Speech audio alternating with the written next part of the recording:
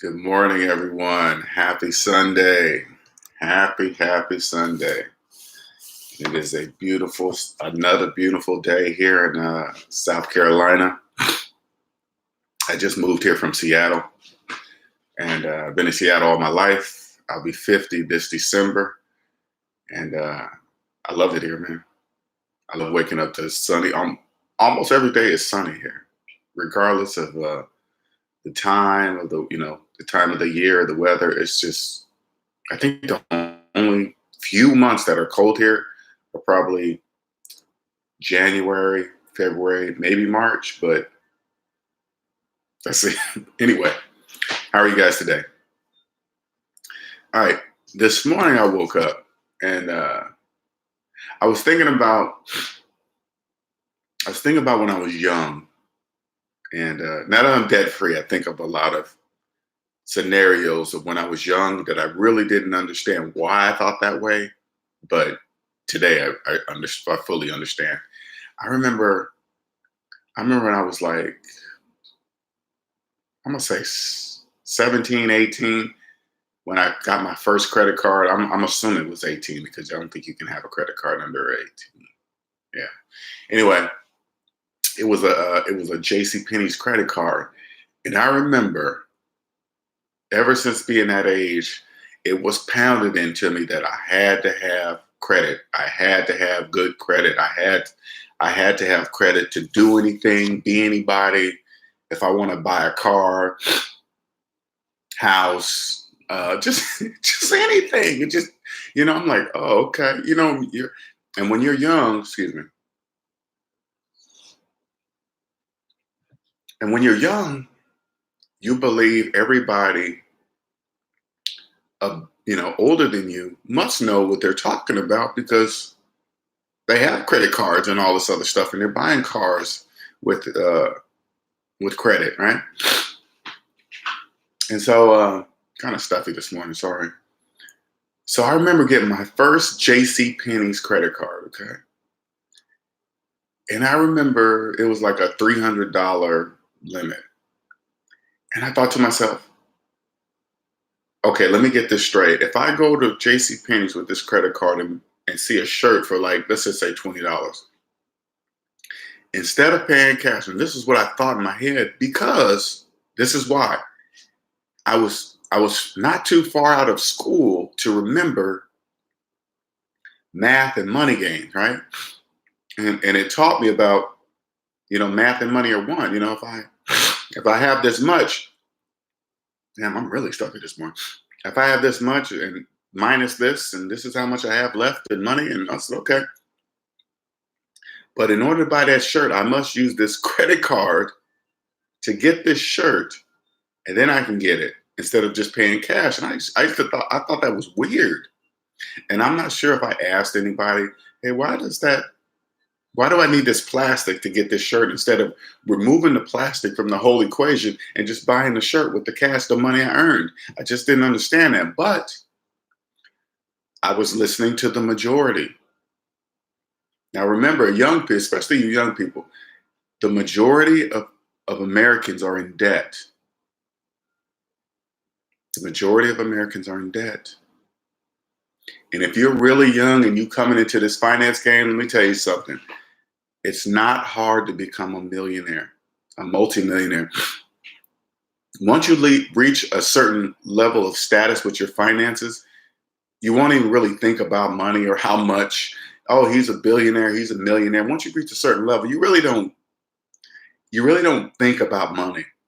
You don't really you don't look at money that way. Yeah, you need money to buy things, but you won't look at it like, oh my God, I'm gonna have $1 million this year, I'm gonna have 2 million this year. No, not really. You don't really think about it that. Maybe in your business, because IRS and taxes, and maybe, okay, let me take that back. When you're personally, you'll only really think about money because of the tax purposes. You have to know your tax bracket, and you figure out ways to pay less in taxes and all this stuff, right? But other than that, on an everyday basis, like when I was younger, I always thought about money, my next paycheck to paycheck, and blah blah blah, right? But anyway, back to what I was saying. Right then, I knew something was wrong. but I had nobody around me to confirm it, right? Nobody to say, hey, Linnell, you're right. Don't use credit cards. If you don't use credit cards, you will be rich. You'll be rich. Just don't use them. You don't need them. Credit is a business. I wish somebody would have just said that to me, and not only say it, right? Especially when you're young, especially when I was young, because I could still comprehend. I would have comprehended better what this person was saying to me, right? Like, yeah, I remember if somebody would have came up to me and been like, "Hey, Linnell, remember those math and money games? Yeah, apply that same thing to your finances. Savings minus debt equals how much money you have in real life. That's it. That's all you have to worry about. Don't worry about how much money, credit you have. Only thing you need to worry about, Linnell, are your finances in the black, or are they in the red? That's it. Remember all those gold stars you were getting in grade school, Linnell, for adding up money real fast and getting the right question? Yeah, that's all you got to do. You know why they stopped it, Linnell, in grade school? Math and money games. Notice how they didn't go any further past grade school. I would have been like, yeah, why is that? Because you don't need to know anything further about your money. That's it. That's all you need to know. That's why. Because it's a business. Credit is nothing more than a business. You don't need it, Linnell. That's just a tool. You don't need it. As soon as you find yourself depending on it, Linnell, you're in trouble. You're in financial trouble. I would have been like, oh my God. But this world is just, oh, it just, you know what? I think about it now. It's just, we are so, I was so not brainwashed. I don't even want to use that word. Conditioned. I was fully conditioned into believing that I needed credit. Mm. It's so easy, young people. When you're young, let me tell you something, okay? And you won't really hear this. And there's very few people that will tell you about money this way, okay? Because you got to remember this, young people. Remember this. Everybody can't be rich. Everybody can't be wealthy. You know why? Because the whole system wouldn't work. There would be no people left to finance cars, finance clothes, finance stereo systems, finance iPhones, Samsung brand new Samsung phones, brand new iPhones, brand new laptops. There will be no left to finance depreciating objects with interest. There'll be nobody left. Then if there was nobody left to finance stuff, guess what? There would be no businesses. They wouldn't exist. You see what I'm saying? Now think about it this way, young people. Listen to me. Young people, listen. If people are financing cell phones, okay? Can you imagine airline tickets? Like airline tickets are $400, $500, $600 a pop. They're only using credit cards to do that. Trust me. If people are financing cell phones, they're not paying cash for airline tickets, furniture, tires. Tires are like eight, five, six, $700 a pop. You think and then balancing it on, they're not paying cash for that. They can't afford it. And this is all you got to do. You don't need to be a finance wizard. And I'm telling you this at almost age 50, okay? I'm glad I'm still young enough to turn this stuff around, okay? I can't even imagine if I would have woke up financially, my eyes opened up at 60 or 70, I would have been pissed. This Google, excuse me, Google this. Google uh, total mortgage debt, total credit card debt, total car loan debt. Just Google it. Young people, pay attention to what I'm saying. It's in the trillions. Don't be fooled by people's stuff. I don't care what they're driving. I don't care if they're driving a brand new 2019, whatever, a Bentley, a Mercedes. It doesn't matter. It doesn't matter if the person's a doctor, lawyer. It doesn't matter.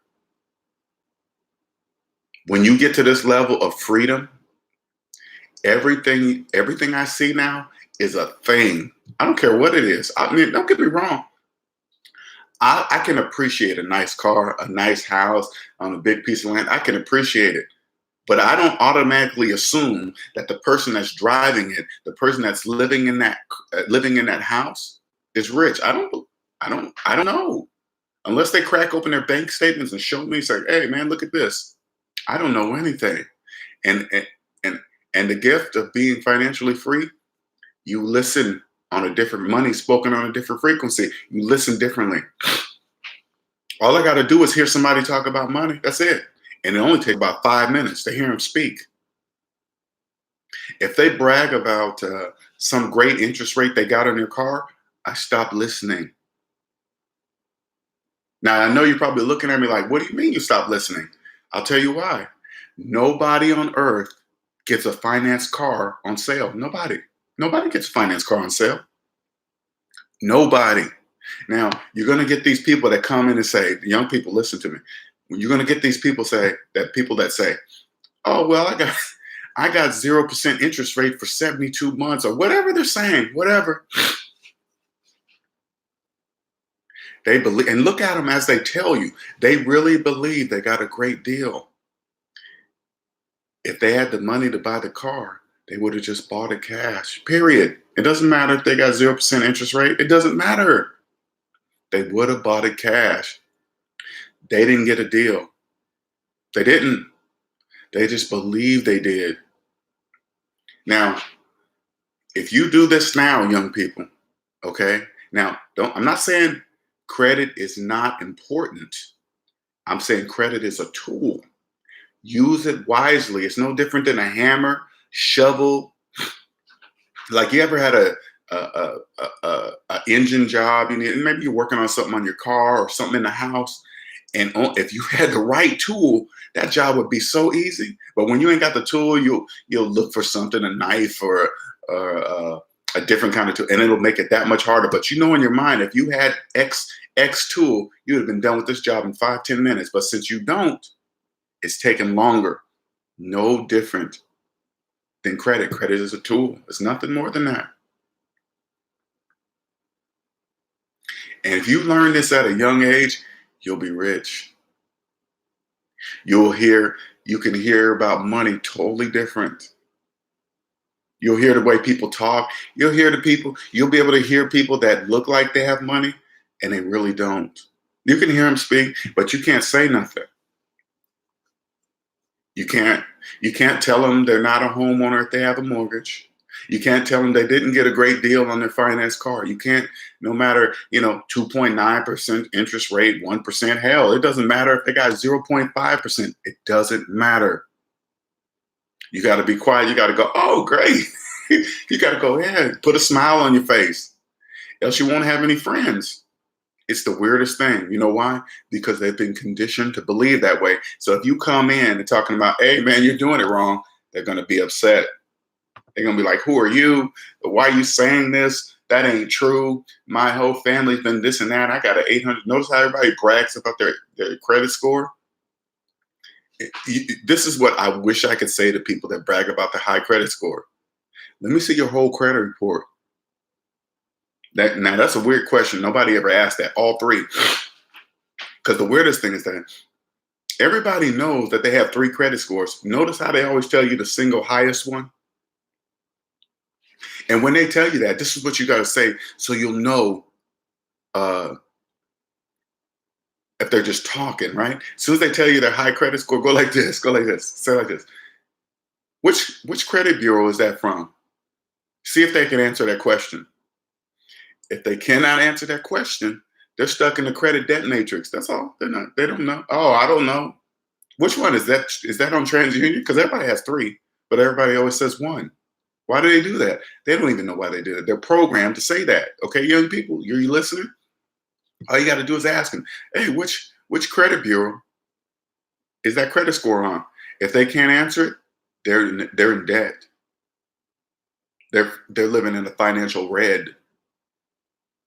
If they cannot answer that question, they're living in the financial red. Or go like this. Uh, which tax bracket? What tax bracket are you in? If they can't answer that, they're living in the financial red. Taxes are important. You notice how people that finance cars, they'll tell you this. Are you listening, young people? Listen, young people, young credit, listen. You notice how people, when they finance cars, they love to tell everybody the price of the car like they paid cash for it, right? And they always leave off the tax. Why did they do that? Did they? First of all, they didn't pay cash for the car, so why are you telling people the whole price of the car? And they leave off the tax like they didn't have to pay it. You want to ask them, did you not pay tax? That's tax evasion. How'd you do that? They leave off the tax. That's a program. They're programmed to do that. Don't ever do that. It all counts. Every single penny counts.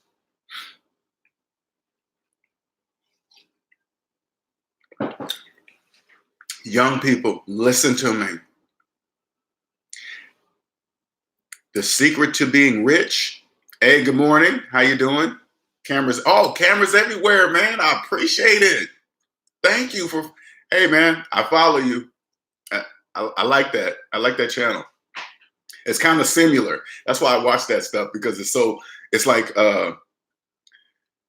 I've heard of your channel, because do you do First Amendment audits? Let me make sure I'm talking to the right person. Do you do First Amendment audits? If you do, I do follow you, because I remember that name. Yes, okay, then I follow you. Yeah. Now, are you out of Seattle? I think so. I think that's the same person.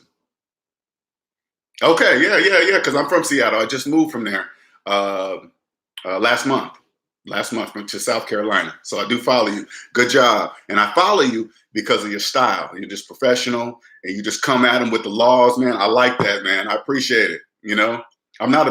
I always like, but I'm not a big commenter unless I see something that just, you know what I'm saying. Anyway, great job. Keep up the good work, man. Good job, man.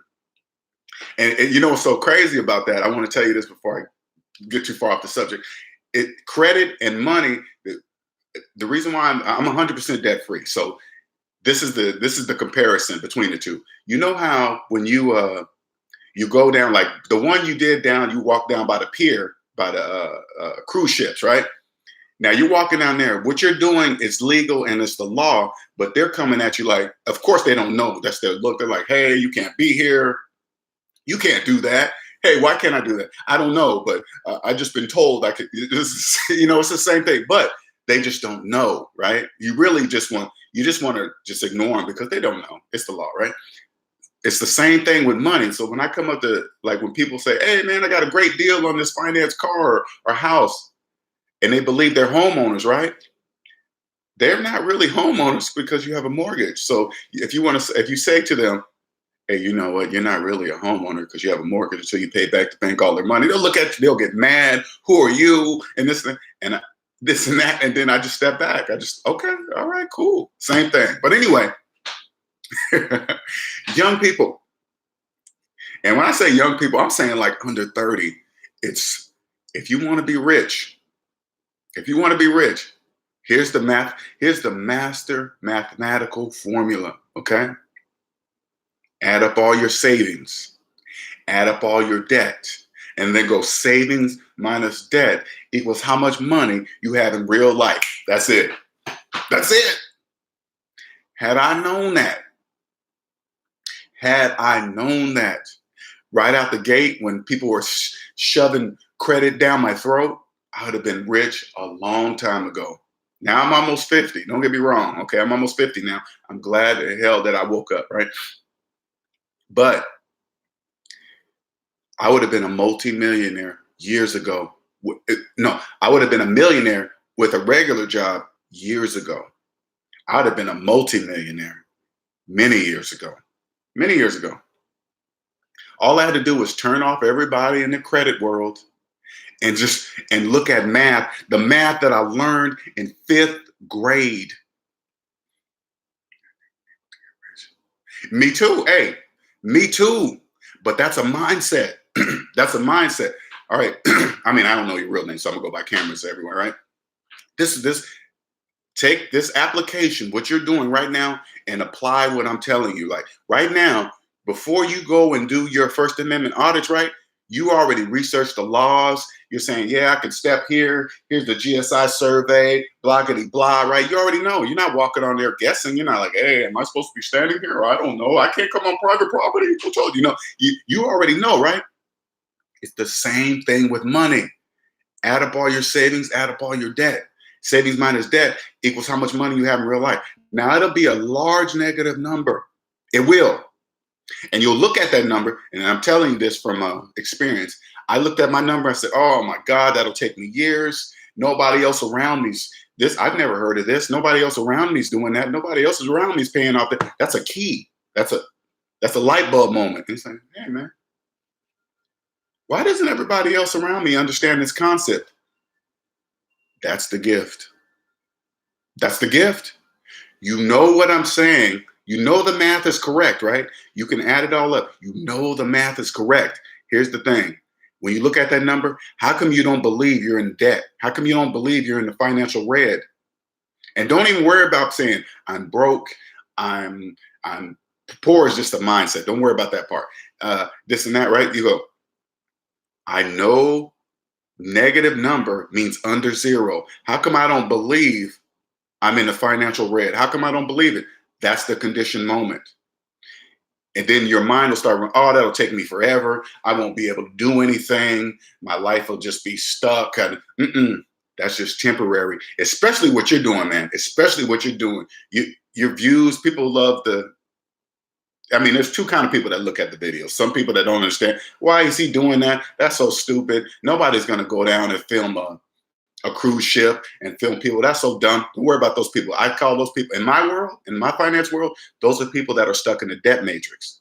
Because you can't walk up to them and go, hey man, you know what I'm doing is legal, right? That's just like if I walk down the sidewalk and eat a hamburger, a cop comes up and says, hey, you can't eat a hamburger on the sidewalk. You'll look at them like they're crazy. You're like, what do you mean? What are you talking about? Is that a law? And yeah, that's the law. And then people just believe it. Same thing with money. Add up all your debt, add up all your savings and go, how come I don't believe I'm broke? My wife says, yeah. Oh yeah, he's good. Now let me tell you something, man. Now I have a degree in computer engineering. I was a cloud engineer. Okay. My last job, I was making $160,000 a year. Now don't listen to me say that and make it sound like I'm bragging, because it's not a lot of money. It seems like that when I was in a debt matrix. When you're in a debt matrix, $160,000 a year seems like a lot of money, don't it? Don't it sound like, woo, man, Go where you were walking the last time on the cruise ships, you know, all those brand new apartments down there, they're probably about $1 million plus, right? They're probably like $1 million plus. Who's living in those space aliens? People. They're not special.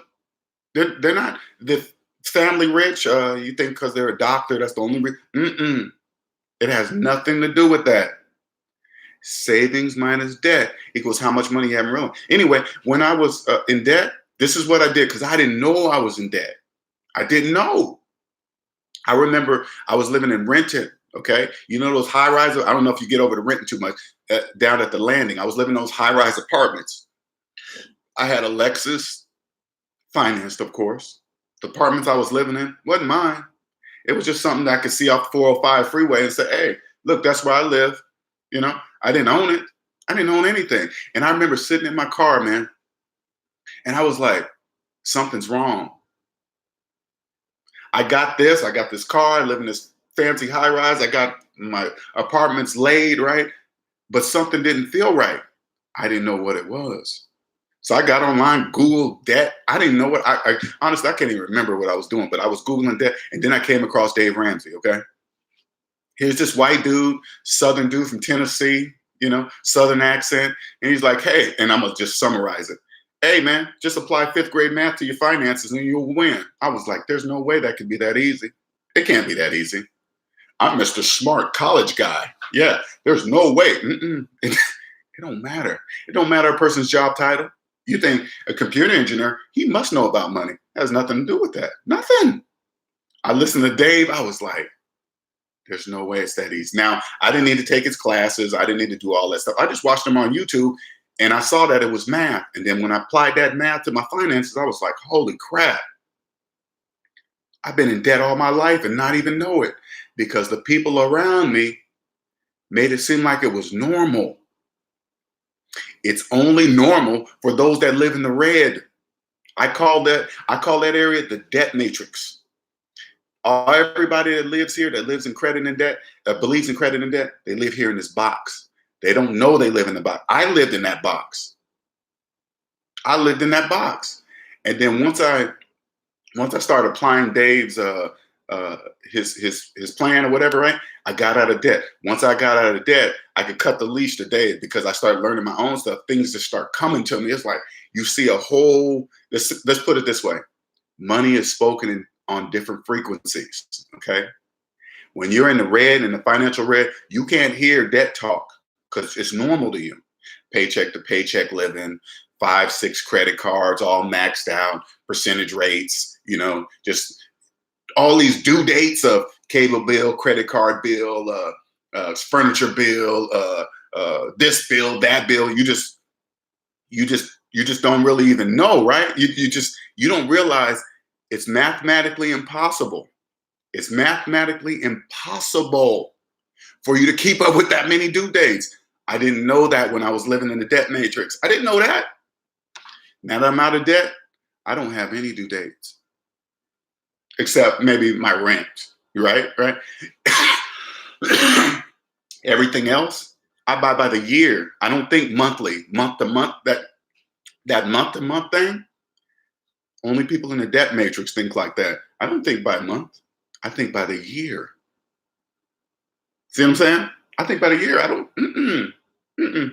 keep up with no due dates. I hate it if I have to have a due date. I hate it. But I just put it in my phone, so I don't even want to think about that. Everything is automatic. Anything that's like when I buy things by the year, right? I moved to South Carolina, Myrtle Beach, South Carolina. Now everything's by the year. I put that due date in my phone. I don't hear from them until next year.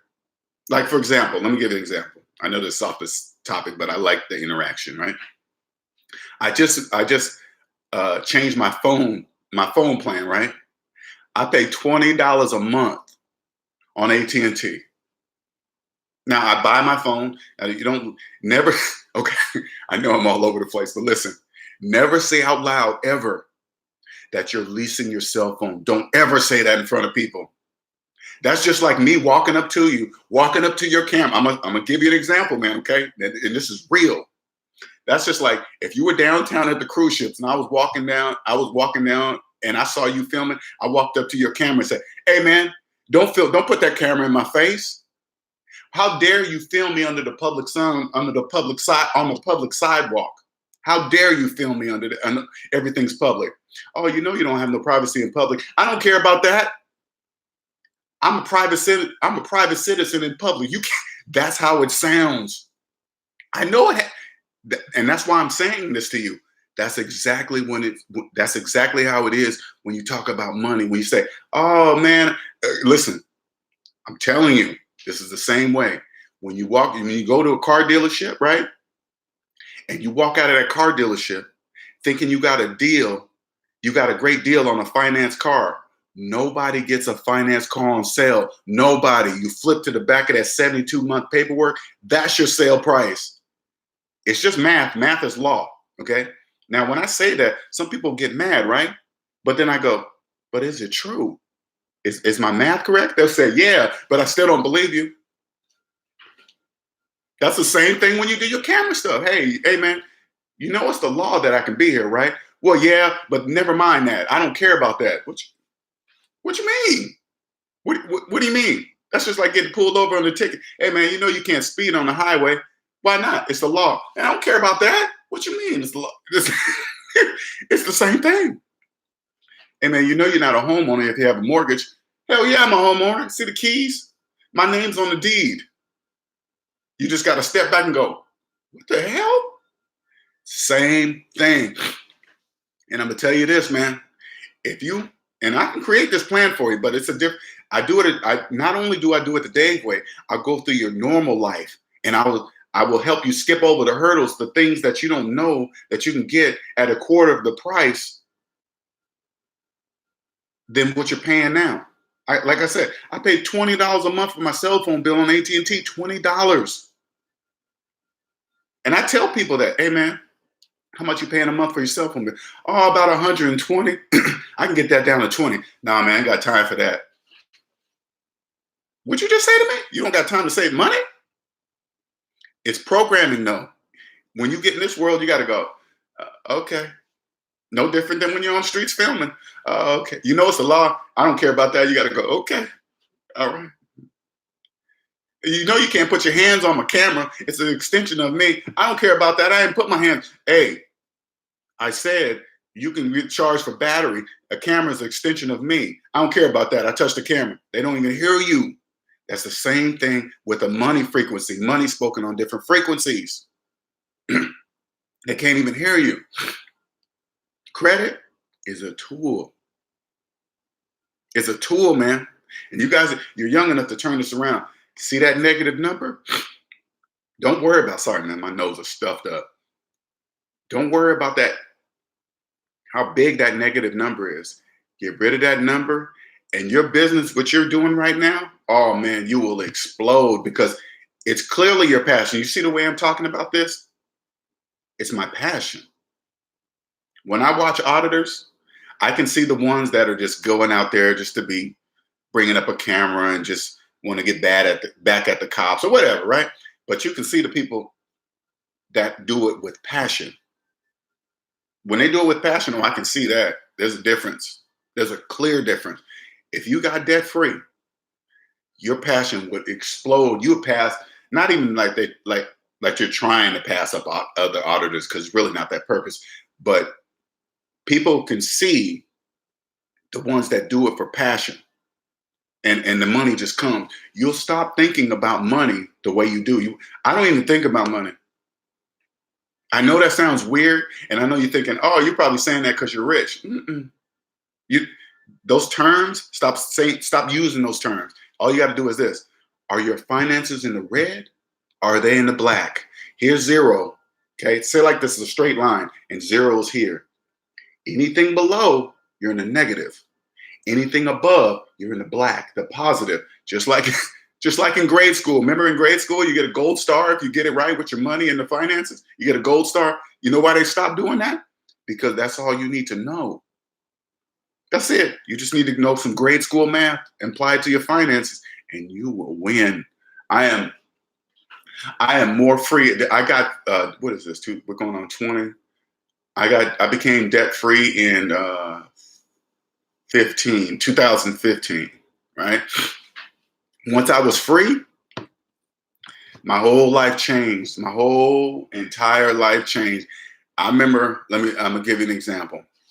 I remember once I was debt free, again, the money frequency changes. Okay. I was at work. I started noticing how my job, now this is business. Okay. Once you're debt free, you understand the difference between business and personal. You never mix the two. It's nothing personal when it comes to your job. Your job is a business. But most of us take it personally because we've been there for so many years. Once you're debt free, you separate the two automatically. And I remember how my job was taking advantage of me, just calling me when they feel like it. When I was off of work, after work hours, hey man, can you come fix this server? It's down. Even when I wasn't on call, they would just call me, right? And I would, in my mind and in my body, I would be like, this is not right, man. How come they can just call me anytime? But I didn't say anything because I was in debt. I'm telling you the afterword. I was in debt. That's why I didn't say anything. I was too nervous to ruffle the feathers at work, at the managers. I wanted them to like me so I can keep getting promotions. So I accepted working free. Because anytime when I sat down and signed that contract to work for this particular company, not just one, all of them have done it. Okay. I sit down and say, hey, Linnell, this is how many hours you're going to work. This is how much money you're going to get paid for it. I said, oh, okay, cool. That's what I like. Okay, sign here. Cool. But when I got the job, it was well outside that realm. I was letting it happen because I was in debt. Once I got out of debt, none of that was happening. I remember the first time I left work and I turned my phone off. And then something must have happened in the middle of the night because I was, again, this is not bragging. I was a virtual engineer connecting things across the United States. It didn't matter where they were at. There's just virtual computers everywhere, and I make it work. Well, sometimes servers go down, and they needed help, and of course, they needed help fixing it, right? I remember I shut my phone off, and then I came to work the next day. They was like, hey, Linnell, we was trying to call you last night. So-and-so servers were down, and we couldn't get them back up. I was like, yeah, I know, I turned it off. What do you mean? I didn't say it like that. I walked in and said, yeah, I turned it off. I was asleep. And they were like, oh, man. And they was like, yeah, we're trying to call you. I said, yeah, I know, I heard you. I was asleep. And then they kind of give you this look like, how dare you sleep on the time in your life that you own? And I was like, I started think about all the years I was letting different jobs get away with that crap. And I was like, wow, now what else am I not seeing, right? And so, like in meetings, you're scheduled for a meeting, your manager schedules you a meeting, and you got to be at this certain room at this certain time. And sometimes the managers just walk in late, nonchalantly. Oh, man, I had this other meeting run over. Sorry, you had to wait here an extra 10, 20 minutes. The time in your life, the time in my life, I had to wait there and just sit there. And they walk in late. Hey, sorry. I didn't let that happen no more. The meeting was scheduled. I remember one time the meeting was scheduled, right? Manager was late. I let it go over 5 minutes because, stuff happened. Anything longer than 5 minutes, I left. Manager calls me. Hey, Linnell, where you at? I said, I was there. Oh, I was late. I said, I know. So I left. I'm back at my desk. We can reschedule. What are they going to do? Write you up for them being late? They're not going to do that. They're going to respect your time. After that, I got respect for my time. Don't do that. Just because I'm an employee, you're an employee too. I dare you to try to write me up for you being late at a meeting. I dare you. And sign your name on it too. Ooh, whoo. You don't let none of that happen. None of that. Hey, but listen, now, this is on the other side, okay? Everything I'm saying is I can verify 100% to be true with math, okay? People in the debt mindset, we need people. If you want to be rich, wealthy, we need people to stay in it. It's a choice, okay? It's a choice because it's just fifth grade math. That's the embarrassing part to me. It's only fifth grade math. So it's a choice. I chose, unknowingly, of course, I chose to stay in debt. Once I was out of debt, I see it was clearly a choice.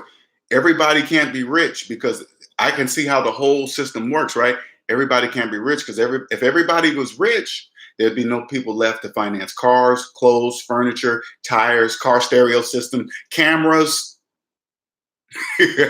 cameras, things that attach to cameras, the poles, all that stuff. People charging that stuff. They're charging it.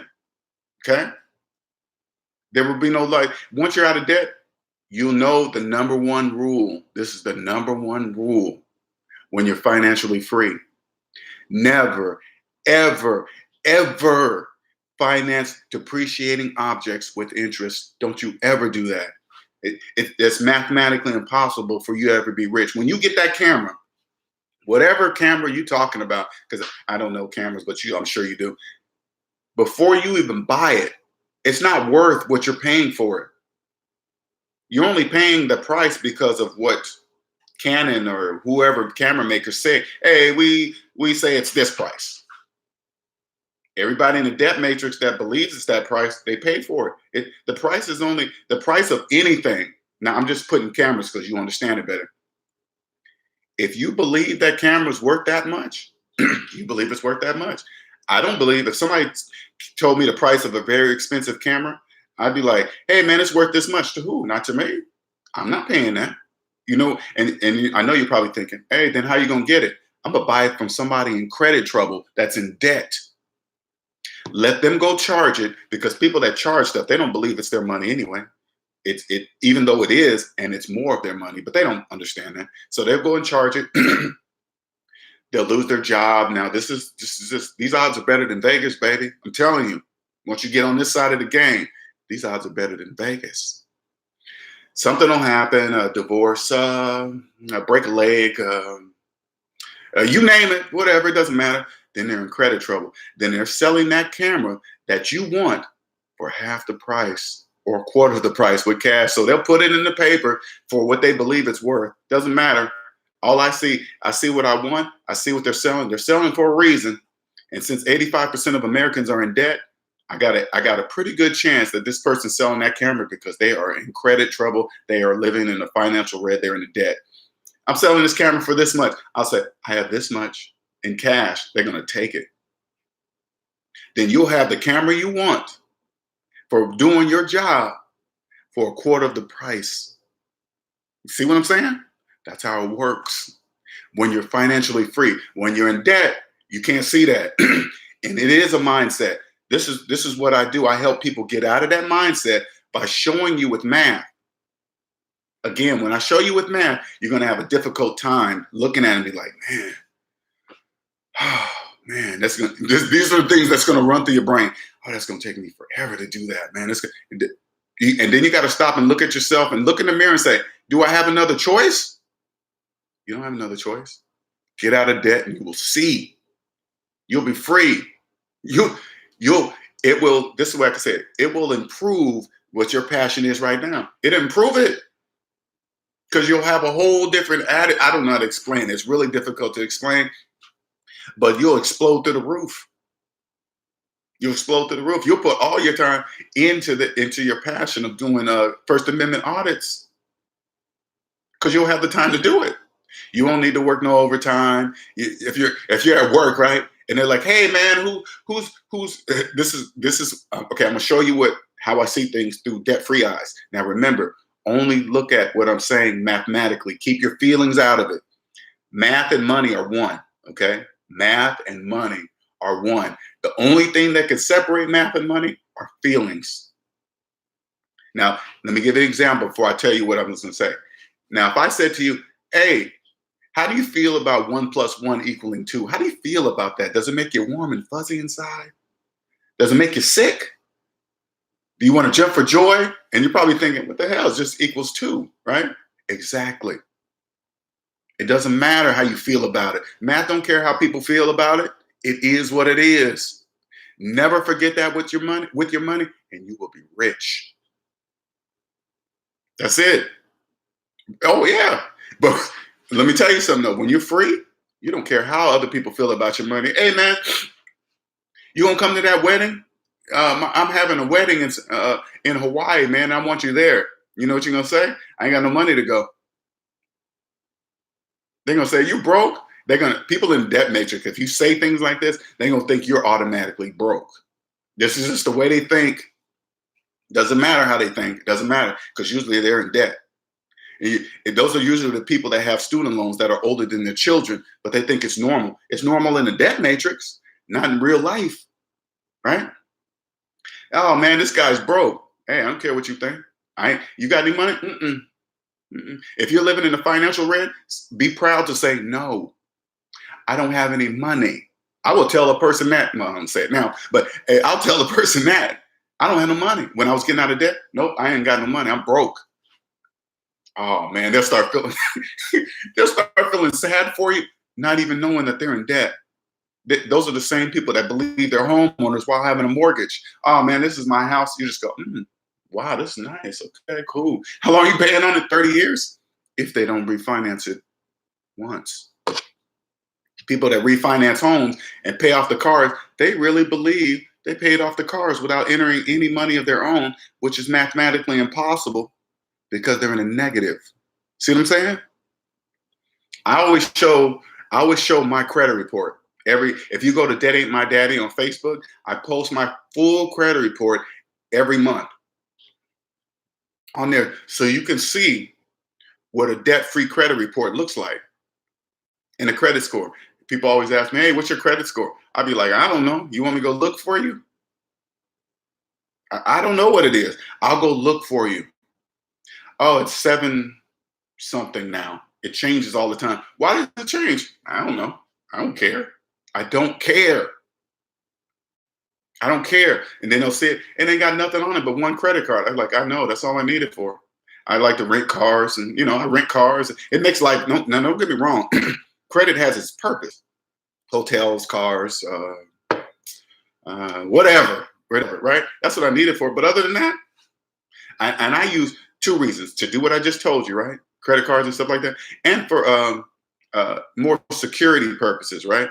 Because, and I know I'm all over the place, but I'm gonna point out something that you cannot see when you're in debt. There's so many scams out here, right? If a store gets hacked, somebody gets my credit card from a scammer, they get my credit card, not my debit card. So if that happens and the credit card company catches it, they say, "Hey man, was this you that charged us?" I'm like, "Nope." "Okay, we're gonna cancel that and send you a new credit card." "Okay, great." They say, "Hey, it's gonna take about a week to get there." I don't care. Just as long as it gets here and that credit thing is off, that false charge is off my account. That's all I care about. That's it. Thank you, Record America. I appreciate it. Thank you. They send it to me and I say, I don't care how long it takes, right? Once it gets there, okay, cool. Because with the debit card, I remember one time, you know how you can use your debit card as a credit card, or you have to punch in your code, right? Well, one time, and I started realizing, if I drop my debit card and somebody picks it up and runs it, and all they got to do is push the button, push enter, then what the purpose of a PIN for if they can just still use it? It didn't make any sense to me because they had the Visa or MasterCard logo on there, right? And I was like, and that money comes straight out of your account, straight out, right? And I was thinking, then what's the purpose of a PIN? So I called my bank up and I said, "Hey man, I want that Visa logo thing off. I just want to just use my debit card as I want to put in a PIN every time." You know what they told me? "Sorry, we can't do that." I said, "What do you mean you can't do that? That's my money." "Sorry, the Visa, MasterCard people provide," because they try to sell you on, "Oh man, they got the same coverages as a normal Visa and MasterCard, right?" I said, "No, it doesn't, because that money comes straight out of my account." And then I got to file a police report and say, "Hey, this was false and blah, blah." But I didn't have to do any of that with a credit card, right? And I said, "Take it off." They said, "No, we can't do it." I was like, these are things that you see when you're out of debt, when you don't live in a, that's weird. You know why it's weird? Because MasterCard and Visa get paid doing that stuff. They get paid. I'm not mad at them. It's business. They only can do that to people in debt. But when you're in debt, you don't see that. So, here's another example. Things that they only do to people in debt. They take full, when you're living in the financial red, they take full advantage of you. Now, when you think about going to finance a car, right? You're preparing yourself to be there all day. They set up, I'm just laughing because I remember being in that situation. You walk into a car dealership, right? They got the little kiddie area set up where the kids can play and do all this other stuff, right? Because you're going to be there all damn day, right? What if I told you they only do that to people that finance cars? Would you believe me? Now think about this. If you had cash and you walked on a car lot and you saw the car you wanted and you had the cash to buy it, would you wait there all day for them to bring it up front so you can drive it off? You'll be in and out of there probably 30 minutes to an hour. And if they said, "Hey," if they took your money and said, "Hey, have a seat. We're gonna bring the car up in 5 hours." Would you sit there and wait? You'd be like, "Hell no, I'm leaving." Exactly. They only do that to people who finance cars. People that pay cash. First of all, people that pay cash would probably never step foot on a car lot. There's absolutely no reason to. No reason. This is how I would do it. I drive cars for free. I know you would go straight to the next dealership. You wouldn't. Hey, that's a car, and there's a million of them, just like the one I'm looking at. You would now. Let me tell you something. You wouldn't even go to a dealership. I drive by dealerships. I'll be like, hell no, I ain't stepping on no car lot. They're a business. This is what I do. And this is how I drive cars for free. Now, I know you're thinking, drive a car for free? How the hell do you do that? I'll show you what you can't see when you're in debt. I would look in the paper. Again, 85% of Americans are in debt. I would look in the paper or wherever they're selling cars. Somebody's selling the car for a reason. I don't care. I got an 85% chance that they're selling it because they're deep in debt. Doesn't matter the reason. Whatever. Nothing personal. They're selling it for a reason. Say like they're selling a car for 20. I walk up to them with cash and say, hey, I got 14, 15. Guess what? They're going to take it. So first, I bought it under Blue Book. Okay. I drive it for a few years. And then when it's time to sell, because you get tired of the same car, I sell it at Blue Book. At Blue Book. I sell it at Blue Book. That means I drove the car for free. I bought it under Blue Book in the beginning, drive it, then sell it at Blue Book. That means I drove the car for free all those years, 2, 3, 4 years. I mean, of course, it counts on how many miles driving, but I drove it for free. I bought a Honda 10 times. It took me 7 hours. Oh, see what I'm saying? See what I'm saying? That's it. Only people in debt would sit in a dealership for 7 hours for one car. One. Now let that soak in. I want you to hear that, because you don't hear that because everybody around you in the debt matrix have accepted it doing the same thing. But now listen to what I'm saying. If you had cash, would you sat on that Honda lot for 7 hours? Hell to the no, you wouldn't. You wouldn't accept that. Or you'd have been like, are you crazy?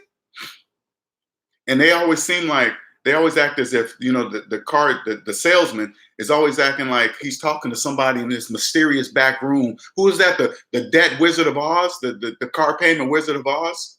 You never walk out of there with the payment you had in mind. Have you noticed that? Have you noticed that? So when they say, hey man, I'm working for you. How much can you afford? Okay, I'm gonna go back and talk to my finance manager, and he's behind his glass window. He never talks to you directly. You want to say, hey, why the hell am I talking to you? Let me go talk to him. That's not how the game works for people in debt. Sorry, debt person. You wait. You walk back. He goes back there. They probably doing a chess move. They're not discussing anything. It's just his moves on the chessboard. Okay, what is that? Oh man, how'd you trap my queen? Oh, shoot, how many minutes has it been? Okay, let me go back and talk to this customer. Then you walk back out there and say, hey, man, my manager said, you just, those days are gone, baby. Those days are gone forever. I know it makes you mad. They play the game. Did your kid? I don't know if you got kids.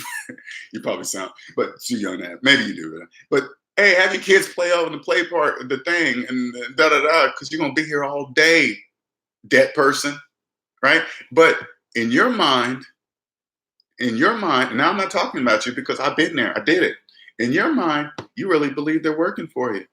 You really believe they're doing something for you, and you're just happy to get this depreciating object with interest. You just cross. The only thing you're crossing your fingers, hoping to be approved. So you can be attached by the hip to this thing that every time you start it up, it goes down in value. People believe, now listen, people in debt believe a car goes down in value before the minute you drive it off the lot. That ain't true. It goes down in value before you even get the keys in your hand, before you even got it. Now, I know you're thinking, hey, how is that possible? I'll tell you. When you first apply, right, you're crossing your fingers. That you sign on the dotted line, and you're crossing your fingers, you hope you get approved. That's all you're caring about, right? You got 3 scores. How do you know they're not using the lowest credit score so they can charge you the highest interest rate at all 3? You don't stop and say, hey, which credit score did you use? TransUnion? Like, what if you knew your highest credit score was on TransUnion? Can you walk into the car lot and say, hey, man, make sure you use my TransUnion credit score? You probably never even thought of that. I know I didn't. I didn't think about that.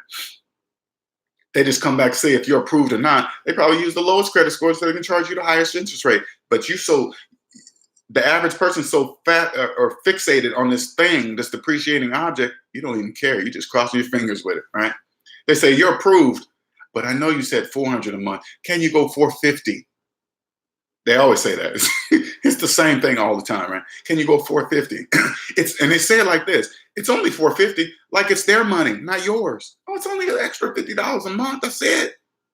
That's a dinner out. Or they always use stupid examples like that's a phone. That's a chicken dinner or something. Are you gonna turn to them and say, "Are you paying it?" Then why are you saying that? Right? They always say that, and then they wear you out. And after about 7 hours, you'll sign anything just to get out of there, just to get out of that place. And then they stack in all this other stuff. Hey, you want this undercoating, blah blah blah, bumper to warranty. And then you get the keys, and that car is well over what you thought. Nobody gets a finance car on sale. Nobody. The sticker price on the car, you don't get that. Your sale price is at the back of the 72-month paperwork. That's your sale price. The sticker price is just that only applies to people that pay cash. And the people that have the money, they're not paying that sticker price. I don't care what they say on that price. I'm not buying it. I'm buying it from somebody in debt. See how that works? You don't step on car lots. Nobody gets a finance car on sale. Nobody. And then when you get this horrible interest rate, but people don't really care about the finance interest rate on it. It doesn't make any sense. And then you're so far in the water before you get that car, before you drive it off. Now guess what's born? The birth of gap insurance, because you're underwater and the bank is making interest, right? You're going down, the interest is going up, and it creates this gap. Gap insurance, voila! They only sell gap insurance to people in debt. If somebody offered that to me, well, first of all, that would never happen. But I'm just giving you an example. They would never insult me like that. Are you insane? Gap insurance? Are you crazy? I'm not in debt. They wouldn't even insult me like that. Wouldn't even insult me. But people in debt don't know. Different frequency. Had I learned this in my 18 to 30,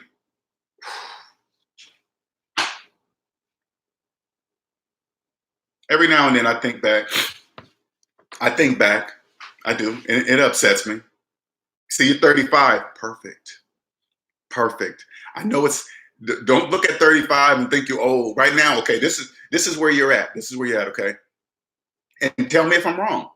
Right now, you're probably thinking, oh, my friends are getting houses and cars and married with 2.5 kids. That's where I should be, because I thought the same way. Don't think like that. Don't think like that. Don't ever. You got to stop and think, wait a minute. And here, I'm going to give you a couple questions, okay? All right. I'm going to give you a couple of questions that people that live in the financial black understand. All right. These are the questions you have to ask. Ask anybody. The person that your friends that might have gotten houses. Okay. This is all you got to do. Hey, man, what kind of loan did you get? If they say, I don't know, do not listen to them. People that manage money well know exactly the type of mortgage they got. Okay. Hey, man, you a homeowner? If they say yes, you say, do you have a mortgage? Yeah, I got a mortgage. Don't listen to them anymore. They're not a homeowner. They just believe they're a homeowner. They're making mortgage payments. They're making mortgage payments. They're not a homeowner. Why do they believe that? Conditioning. All I got to do is do the math, and they'll understand that they're not a homeowner. Don't fall for that. I did all that. Don't do that. Right now is your prime earning years, especially a person like you that has found their passion. Don't do that. Don't do what everybody else is doing. Don't be financing your cameras. Don't be doing any of that. Save up the money. Buy your camera from somebody. If you already know about cameras, buy somebody that's in credit trouble, that already paid the normal price, because people in debt can't pay cash because they ain't got no money. They don't have any money, so they have to charge. And it doesn't even matter. they're paying full price for something that's not even worth the price they're paying, but they don't know that. Everybody in the debt matrix agree that that camera costs that much. Only people in the debt matrix believe that item is worth that. I don't believe it's worth that. I buy it from somebody in debt, cash. Now I got the best camera I want for half the price. And it just keeps stacking. And then you'll see all these little things and your business will explode. But remember, like what I'm telling you now, this is the hard part about my business. Nobody believes what I'm saying. I mean, not nobody. The majority of people don't believe what I'm talking about, even though I can prove everything what I'm saying with math, everything. Here's another example you can use. Oh, life. Exactly. My family too. My family too. I was so excited. I was trying to, well, my sister, she does. She believes me. But the rest of my family, I try to tell them I was so excited. It's almost like religion, right? But this is something I can prove with math, right? I was so excited. I was telling my family, they were looking at me like I'm crazy. Who are you? You think you're better than this? I was like, no, no, no, no. Look, savings minus debt equals how much money you get rid of that debt. You'll be free. Oh man, I ain't trying to hear none of that. I was like, and then I realized it's a gift, an easy gift, a fifth grade gift. Here's another question. Here's another question to ask somebody that you believe has money. Okay. Now the only way you believe they have money is because of the stuff they have, the car, the house, the jewelry, the clothes, right? So you just like, oh man, that person got money. Look what they got. When as a debt-free person, as a speaking money on a different frequency, that's just stuff. That means absolutely nothing to me. I don't care if they drive up in a Bentley. I don't care. They're making payments. That ain't their Bentley. That's the bank's car. And the bank don't even want that depreciating object piece of crap. They don't care what the stamp of the name on it. It's depreciating object. It's crap. This is all you got to do. Ask this question of them. Now, in your calculator, I want you to type in 80,000 minus 100,000, okay? Just type that in. Now, this is what I do. This is examples I give clients, right? 80,000 minus 100,000, okay? Now that's negative 20,000. You can just post this question and you will see all the different answers. There's only one answer, negative 20,000. So you go like this. Hey, man, if you had $100,000 in student loan debt and you inherited 80,000, how should I invest? Pose the question just like that. How should I invest this 80,000? There's only one answer. You can't. Even if you took all the 80,000 and put it on $100,000 student loan debt, you're still negative $20,000. You cannot, it's mathematically impossible to invest negative $20,000 in anything. Look at all the answers you're going to get. Oh man, I'll take 5 here and put 5 down on a car, put about 20,000 on a student loan. You'll hear all these different answers and sit back and look at it in amazement like, what the hell are they talking about? It's negative $20,000. The common answer is this. All the so-called smart financial people that say, hey man, take this, invest it in the stock market, and then when the percentage comes off of this, and then you take the percentage, the interest earned off that, and then you put it on a student loan. Now, mind you, student loan debt's in the trillions now, okay? That's not working because it's mathematically impossible. They'll say this to you, right? And I want you to sit back and then I want you to think about it like this. How in the hell did Linnell know that? Because it's 5th grade math. That's it. And then you say to them, hey man, how can you invest negative dollars? Because it's negative. You ask them just like this. Isn't 80,000 minus 100,000 negative 20,000? They have to say yes, or they're going to look like an idiot. Then you go, how do you invest negative dollars into the stock market or stock or Apple stock or Amazon stock or whatever? Then they're going to be confused. They're going to be like, well, they'll still, instead of saying, hey man, you're right, they'll come up with something else. You don't listen to people like that. Ever. Ever. Now, I know it's sad, but if you follow this concept, man, I promise you, I'll change your life. You'll know about money. You'll know who to trust. Like if somebody decides to do business with me, right? If I'm going to do business with you, you know the first question I'm going to ask? I need to see your personal credit report, all three.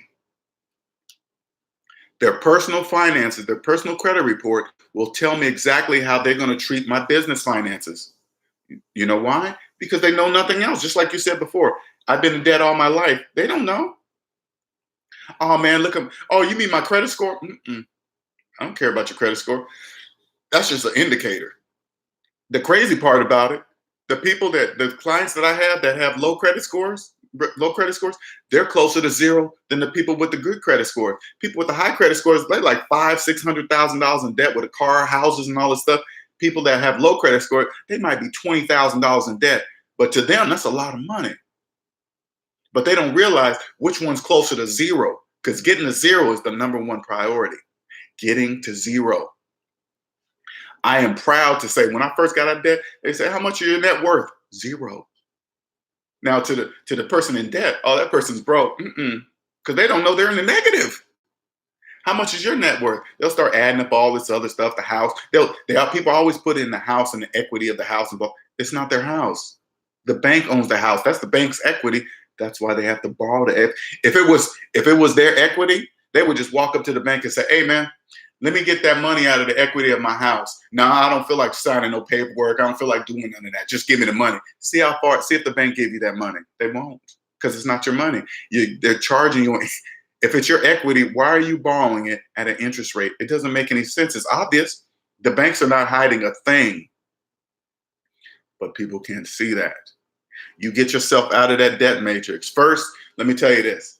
First thing you need to do is face the music and see exactly how much debt you're in. A lot of people don't want to see that. They're scared to add it up, bloggity blah. Get over that hump. That's step number one. Look at it. I'm not even saying do anything about it. First, look at it, know exactly how much debt you're in. And once you see this number, you can't unlearn it. You can't get it out of your brain. You won't just wake up one day and say, how much was that debt I added up? That'll never happen, I promise you. It'll be in your head. And then for a week, hell, for a month, just sit on, don't even do anything.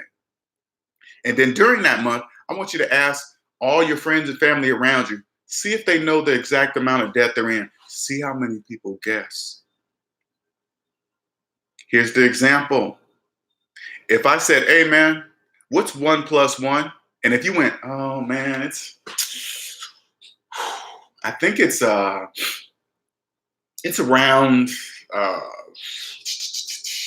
you'll be looking at me like I'm crazy. So when I ask you how much debt you're in and people respond with, oh man, I think it's, that's the exact same thing. I promise you, it's just math. Now, you see how it sounds funny? That's what it is. So if you're a person that does that, and you talking to a person now, you don't know that I'm debt free because you don't see it. There's no purpose of showing anybody that I'm living in the black. There's no purpose of showing everybody that I got money or whatever, because I don't think about it like that, right? There's no purpose of showing it. And if I asked you that question, you said that to me, I'd be quiet. I wouldn't even say anything. I'd be like, oh, okay. You wouldn't even know why I asked. You'd be like, because everybody in the debt matrix says the same thing. Oh man, it's not that much. I think it's around this. When people say that, they tell me a random number. I add 10 or 20 to that. I just go, oh, okay. Don't say anything. You'll lose your friends.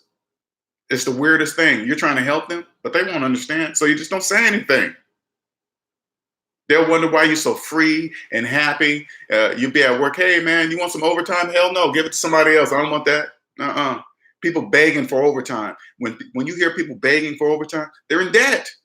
Nobody really wants to work 60, 70 hours a week. I don't care how much money you're making. Oh man, I'm getting double time on Christmas.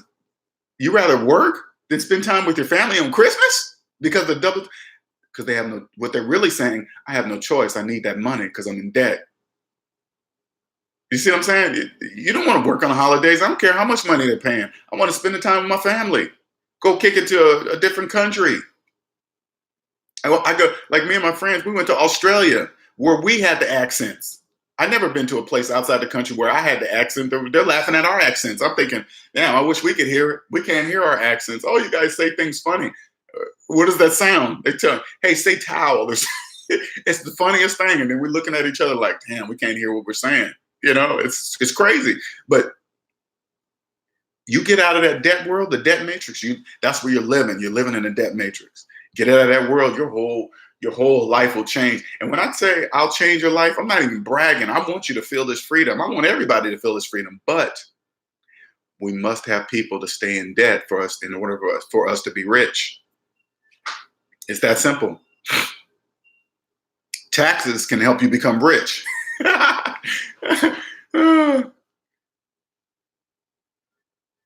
Would you talk about moving to SC from Seattle? I've been considering moving over there for a couple of years. Well, okay, so now even that wasn't planned. I knew it was. I wanted to move out of Seattle because of the weather and stuff like that. I'm a sun person, and if you like sun, Seattle's just not the place for you, right? So what happened was I ended up meeting a woman, right? And I met her in 2017. Now she lived here. Now I'm debt free at this time. Okay, this is the only way this worked. I'm debt free at this time, and so since I'm debt free, I didn't have a regular job anymore because I quit my job in 16. As soon as I became debt free, I couldn't even stand being there, being in one place for 8 hours a day, 40 hours a week. I know it sounds crazy, but it just comes to the forefront. Being trapped in a computer, being trapped in a cubicle, just staring at a damn computer screen all day. Okay. I couldn't take it anymore. So anyway, I quit my job and went full time on doing this, right? But my girlfriend lived across the country, 2,500 miles away. But since I was debt free, I went over there every other month and stayed a month. Like it was nothing. Because it's not nothing. It's nothing. When you don't have any debt, your version of rich is when you're in debt, you think your version of rich is millions upon millions. We just think like that, right? But when you're out of debt, you're financially free. That's pennies. That's nothing. Nothing. Hey, man, people be like, oh, man, you're rich. You're staying there a whole month? Yeah. I worked for years and never took a month vacation. I look at 2 weeks a year. Are you crazy? Mm-mm. Mm-mm. Mm-mm. Once you experience this freedom, there's no going back. You will figure it out. And you with your show, with your channel, I'm telling you, you already know you're on to something, but you can't. When you're in debt, you can't fully immerse yourself inside of your passion. You can't put yourself there because you got this debt hanging over your head. Believe it or not, it's hindering you, but you don't know it's hindering you. You gotta limit yourself of what you can do because you're in debt. You gotta get this money for this job, blah, blah. And when you get out of debt, you'll go, now I don't need any overtime. Oh, now I don't need to work. I don't need to work holidays anymore. It'll slowly trickle to, hey man, can I go down to part-time?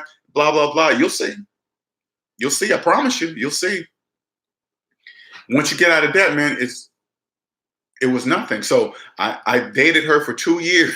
2 years. Now listen, 2 years, no job. Now the key part. This is what I forgot. Once I realized I was in debt. Okay, this is the first thing I did. I moved out of my apartment. I sold my Lexus. I moved out of my apartment, moved into a room in my sister's house. Okay. Moved into a room in my sister's house, sold my Lexus, bought an older truck. Okay. And if you see it, it doesn't look old. It's a 1995 GMC Yukon 2-door. I'll send you a picture of it. I know when people hear it, they'll be like, oh man, he's driving a piece of junk. But when you see it, it doesn't look like a piece of junk. I get offers every day to buy it. No, you can't buy it. Okay. All right. And once I did that, now all my friends, oh man, Linnell, what's wrong with you, man? You broke? You ain't got no money? Why are you moving to us? Man, you're 40 something years old, living in a room in your sister's house. All that debt talk, people in debt just, and they don't even know they're in debt. Okay. You got to ignore all that. You got to ignore all the people around you that's going to think you're broke. Ignore them. Keep going. I kept going, right? Once I got out of debt and I was living there, I was like, cool, man, I'm gonna live here as long as I feel like it, because I was paying half the mortgage, half the everything. But it's nothing compared to living on your own. That's pennies, right? And then my money started stacking. And then I remember when I first got out of debt living with my sister and I didn't have any more debt. and I got my check, I had to get used to realizing I didn't have bills to pay with. And I was like, okay, am I missing something because there's no money coming out of my bank account for something, right? It's the weirdest feeling, right? But I have nothing to pay. And that month, my money stacked so fast. I was like, holy moly. I had so much money stacked, right? And then I meet this woman. And the first thing I thought, man, she lived way across the United States. There's no way that's going to work. It can when I was debt free, because I went over there. I went over to visit her, and she visited me back and forth like we live across the street from each other. Now, when I was in debt, I thought I had to be rich to do that, right? When you're out of debt, you don't got to be rich. That's a myth. Only the people in debt believe that. When you're living in the financial red, you believe that's impossible. No. So I dated her for 2 years. She came here. I went there. We went to Texas. We just flew everywhere. It didn't even matter. Didn't care. You stop thinking about money. I don't think about money like that. And I'm not rich. Okay. I know it sounds like the way I'm saying it, but when you're out of debt, you don't think about money like that. That's the best way I can describe it. Money's not the forefront on your mind every day, right? And then I said, okay, we've been doing this long enough. I've always knew I was trying to move out of Seattle, but I just didn't know where. I just knew it was going to be someplace warm. She happened to live in Myrtle Beach, South Carolina. I was like, cool. Guess what I did last month? We drove my truck down here because I sold everything. I didn't need all that junk. Sold everything, drove 3,000 miles, made a whole trip out of it. Voila, I'm here. Best decision I could make in my life. Now I'm here. Now I'm just, oh yeah, Myrtle Beach. Oh yeah. I go down to the beach anytime I want. Walk. It's always hot. It's always hot. Always hot. I love it here, man. Love it here. Charleston's the next bigger city, but Myrtle Beach is more like a vacation city. It's not too big, but big enough to live here. I don't like big city, but it's big enough. Like there's a guy down here, a young man. He's a South Carolina auditing. I'm trying to meet him. I know he don't. I'm sure people write you guys all the time. Hey, I want to meet you, whatever. Right? But he's down here and he does it. I'm gonna run into him. He just came down here, did a city hall in Myrtle Beach. Him and oh, you know them. Oh yeah, I'm trying to meet him, man. I know you don't know who I am, but if I could reach those kind of guys, man, and help them improve not even improve, to see a different side, to help a person with their passion. But you don't see that because they don't realize debt is holding them back, right? I'm not saying that if I know he's in debt or not or any of them. I'm just saying in general. But I just want to meet him because I compare those two. I compare what you guys do with what I do. It's plain and simple that it's the law that you guys can do what you do, but people don't even see it.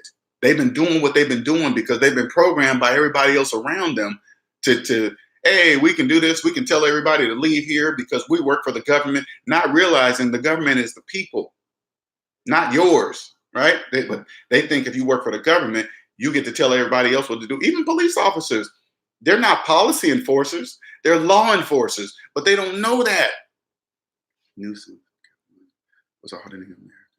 Oh yeah, I saw that. I was watching that, and I was watching those guys. They were all together doing it, right? And I see people are paying these auditors to go to different states.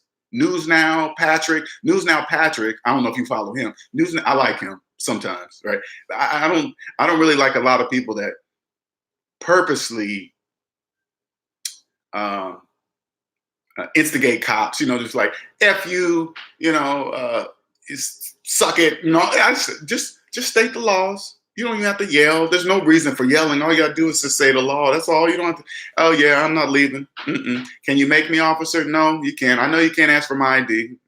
Why not? Because it's the law. Well, you have to show your ID to an officer. No, I don't. That's not true, officer. And then you state the statute or whatever, and then they shut down. And instead of the officers, like I wish I could be a medium between the auditors and the police officers, because the police officers, they're upset because you're not doing what they're saying. I just want to step in and say, hey, officer, that auditor, he can do that because it's the law. You're a law enforcer, right? Well, yeah, that's why he's doing what he's doing, because it's not against the law. That's why you can't do anything, right? Not saying that they will listen, but if I could say that to the young officers, And like when the officers come up with an older cop and a younger cop and a younger officer, and they're going by their older sergeants or whatever, right? And then if the sergeant doesn't know, he's going crazy off the. I want to be there to stand there and say to the younger officer, "Hey, watch this." Now he probably won't listen to me. And I'm gonna say, "Listen to this. Watch this auditor. He's not even gonna show the ID to your sergeant, and he's gonna stay where he's at. Watch. I'm gonna tell the future." And he's probably going to look at me in amazement because they've been getting away with it for years. And then when it happens, he's going to walk away thinking he's not going to say anything, but he's going to be like, man, that dude was right. He didn't ID him. He couldn't make him leave. Why not? Because it's the law. See what I'm saying? That's when it comes to your finances, math is law. Look at it that way. When you go out and audit, you know you're there because you're safe because of the law, right? Math is law when it comes to your finances. You break the law, you're going to lose financially. You break the math law. Policy act the way they do because everybody just waves it. You're right. Exactly. They just follow it what everybody else does. Man, when I saw your thing down at the cruise ships, these guys were coming out. I mean, they don't even know they're acting unprofessional, right? They're coming out, hey man, you can't do that. The dudes act like they want to fight you. Those are the moments I want to step in and say, hey man, what he's doing is the law. Do you own this cruise company? No? Then why are you acting like you do? You don't own it. You just work for them. And what you're doing right now is you're representing their company. And if they see you doing that, you're not going to be representing their company anymore. Because if I own that cruise ship and you came out on a person on the sidewalk with a camera acting that way like you on the streets, like you gangster and you're going to beat them up, you would be fired. Because I would not tolerate that in my company. No way, because they represent me. And as long as it took me to build this company and you're going to do that, you ain't doing none of that. They are robots. Now, what I want you now, see how you're looking at them as a robot? I want you to look at yourself as a robot in debt because of the things I'm telling you, like the 80,000, 100,000. See how many people are programmed with this response. Even though math shows it's only one answer, how come they don't know that? Because they don't know. People don't know the law. They don't know the law when you do that. They don't know. That'll help you. Now, I'm not saying you because I haven't seen you really. I've seen them kind of get under your nerves a little bit, under your skin a little bit, but you don't really go overboard with them. If you keep in mind, that's when people get upset at me when I talk about debt. You know what I do? I point to math. They go, hey man, yes, I am a homeowner. F you this and that. Trust me, they do say that. And I go, but is my math right? I put it on a board in the back. Is my math right? They have to say yes. They have to. And then I move on to the next person. There's no reason to get mad at them because they don't know. Exactly. That's why I love watching the First Amendment audits. I'm not like the person that comes up, hey man, that's stupid. Why is he filming inside of a public building? Who wants to see that? That's not the point. The point is that they can, and it's the law. Why don't those people that work there know that? Because they don't know. They don't read the rules. They don't read anything. They just go, oh, okay, this is what I can do. This is what I can't do. Okay, that's so stupid. Why are these guys? Oh my God, it's just so crazy. That's why I love audit. But I only like specific auditors that just come in, state the law. They did their GSI surveys, bloggity blah, where they're standing on the sidewalk, and they're just in compliance. But people come out of their buildings and say, get off our property and I love it when you guys say, is this a public sidewalk? Yeah, but this is our property. They don't even know what they're saying. And when they say it right at that moment, you got to realize, not you, but people got to realize they don't know, else they wouldn't say that. People wouldn't call themselves homeowners knowing they have a mortgage. They would say, not yet, I'm still paying on it. Man, is that your car? No, I'm still making payments. Just say it out loud. It's not mine. Not till I make the last payment. Hey man, I refinanced my house to pay off these cars and credit cards. No, you didn't. You just shuffled money around. You didn't do anything. Did you put any money of your own in there? Then you didn't pay off anything. So stop saying that. Especially out loud. People stand in lines to finance cell phones. If you thought a car went down in value, imagine a cell phone. Mm.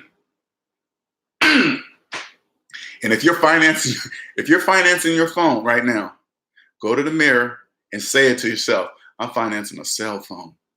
I've been working all my life and I'm financing a cell phone. Say it. Say it. Oh, okay. Hey, man, I love to hear that. Okay, cool. Oh, so you're debt free right now? Now, I don't remember the day steps. That's is that saving for retirement? Is that BS3 saving for retirement right now? I forgot the steps. It's been so long.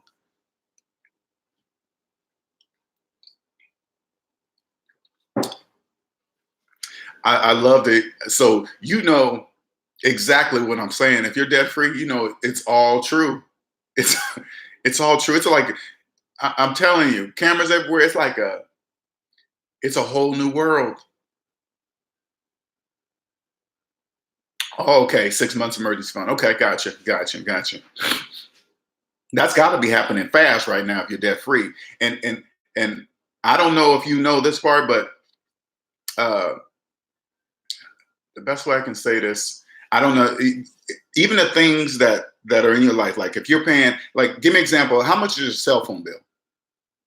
How much is your cable internet bill? Stuff like that. I teach people ways of how to cut that in half, because if you reduce that, that's more money to go to your saving. Because now I teach people how to think about money collectively instead of individually. Like if 85% of Americans are in debt, that means 15% of us are not. So say, for example, the average is made up of millions upon millions of people. Okay.